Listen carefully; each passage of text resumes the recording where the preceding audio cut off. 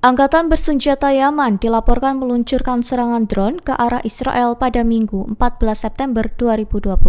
Juru bicara YAF, Brigadir Jenderal Yahya Sari, mengatakan serangan ini menargetkan Bandara Ramon dan sebuah situs militer di Gurun Al-Nakab. Melalui keterangannya, Sari menjelaskan 3 drone diarahkan ke Bandara Ramon, sementara 1 drone lainnya menghantam situs militer Israel. Ia menegaskan operasi tersebut berhasil mencapai sasaran yang dituju. Mengutip dari Al-Mayadin, Sari menyebut kejahatan Israel terhadap rakyat Yaman tidak akan melemahkan semangat mereka untuk terus melawan. Sebelumnya, YAF berulang kali menargetkan kapal-kapal terkait Israel di Laut Merah, Laut Arab hingga Samudra Hindia.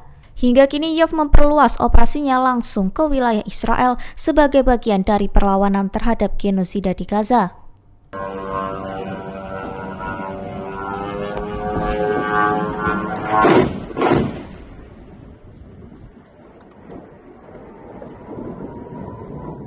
Israel dilaporkan melancarkan serangan dengan operasi kilat ke ibu kota Qatar, Doha, pada Selasa 9 September 2025 lalu.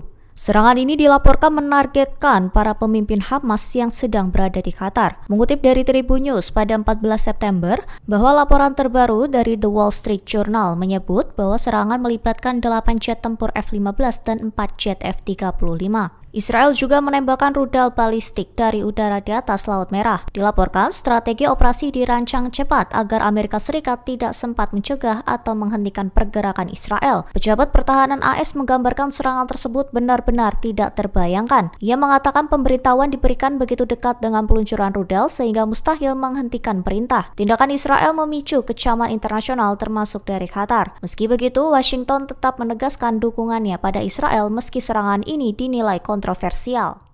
Pasukan pertahanan Israel untuk pertama kalinya mengakui adanya krisis atrisi di tubuh militernya. Mengutip dari Tribun News pada 14 September, bahwa krisis ini merujuk pada kekurangan personil yang terus berkurang hingga tidak mencukupi kebutuhan pasukan tempur. Laporan media Ibrani menyebut IDF kini kekurangan sekira 7.500 prajurit dan 2.500 personil pendukung tempur. Kekurangan itu diperparah dengan agresi Israel yang berlarut di jalur Gaza. Militer Israel juga dilaporkan kekurangan 300 perwira untuk posisi komandan peleton pasukan darat. Bahkan beban berat juga dirasakan pasukan cadangan. Banyak dari mereka menyatakan keinginan untuk pensiun dini setelah 4 tahun dinas. Di sisi lain, Divisi Rehabilitasi Kementerian Pertahanan Israel merilis angka baru terkait korban militer. Lebih dari 20.000 perwira dan prajurit dilaporkan terluka sejak Perang Gaza meletus pada Oktober 2023. Data juga menunjukkan 31.000 prajurit masih menjalani perawatan medis untuk masalah kesehatan mental. Sebanyak 99 prajurit dan perwira harus diamputasi, sementara 16 lainnya mengalami kelumpuhan total.